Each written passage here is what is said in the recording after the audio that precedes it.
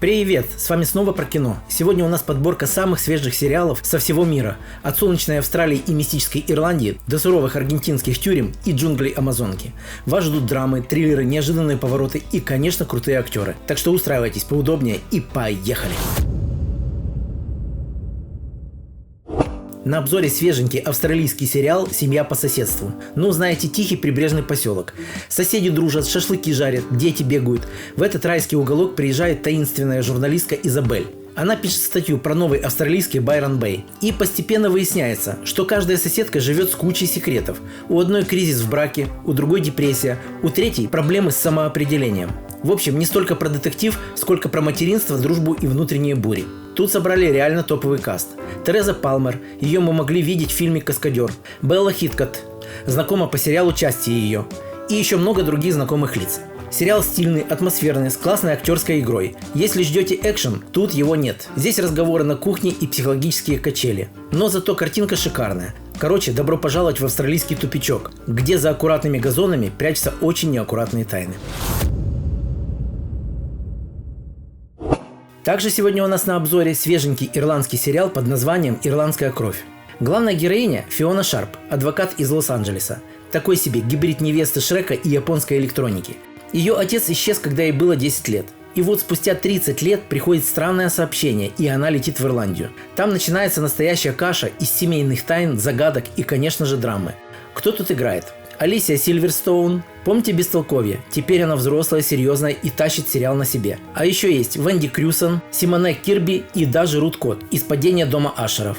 Короче, актерский состав реально достойный. Отзывы критиков. Одни говорят, немного странный микс тонов, но игра актеров тащит. Другие, что шоу начиналось как легкая комедия, а внезапно переросло в мрачный триллер. Сама Алисия описала его как смешной, трогательный и с большим сердцем. Так что, если любите истории про темные семейные секреты, атмосферные виды Ирландии и неожиданные повороты, это для вас. А еще сегодня у нас на взлетной полосе свежий британский сериал «В полете». Представьте, стюардесса и мама-одиночка попадает в такую турбулентность, что никакой полет не выровняет. Ее сын оказывается в тюрьме за убийство, которого он вроде как не совершал. И тут на горизонте появляется наркокартель. Или работаешь на нас, или сыну хана. И начинаются чемоданы, тайники, адреналин и постоянный страх, что где-то на досмотре все всплывет. В главных ролях Кэтрин Келли, у нее за плечами куча наград. Стюарт Мартин, брутальный парень, знакомый нам по сериалам «Медичи» и «Джеймстаун». Эшли Томас, красавчик из сериалов «Они и большие надежды». Номинант на кучу серьезных премий. Сюжет – смесь триллера, криминала и семейной драмы. Атмосфера давит, да, но именно ради этого и смотрят. Игра актеров – огонь, особенно Кэтрин Келли. В общем, если хотите погрузиться в историю, где каждый чемодан может оказаться бомбой замедленного действия, берите попкорн и включайте сериал «В полете». Ну что, сегодня в нашем меню и свеженький французский сериал «Юные миллионеры». Представьте себе, 4 подростков из Марселя выигрывают не что-нибудь, а 17 миллионов евро. Только вот облом, деньги забрать не могут, слишком молоды. И начинается движ. Как спрятать деньги от родителей, не спалиться и не поубивать друг друга на почве жадности. В актерской команде не суперзвезды, но играют живо. И это как раз придает сериалу ощущение настоящей молодежной движухи. А теперь про оценки. На IMDb сериал держится где-то в районе 6 из 10, а на других сайтах дают 7. Одни зрители кайфуют, мол, затянуло, посмотрел залпом. Другие ругаются, скучно, растянуто, не то, что ожидали. В общем, мнения, как всегда, разделились. Вывод простой. В любом случае, включайте, пробуйте сами, а потом пишите в комментариях. Вы бы смогли удержаться, если бы в 17 лет на вас свалился бы такой капитал? Netflix подкинул нам свежачок прямо из Аргентины. Сериал называется «В грязи». И нет, это не про ваш двор после дождя, а про женскую тюрьму, где страсти кипят покруче, чем в «Игре престолов». История такая. После жестокой заварушки выживает 5 женщин. Их прозвали «Лас Эмбарадос», то есть буквально запачканные грязью. С этого момента их жизнь превращается в битву за выживание в самой дикой тюрьме Аргентины.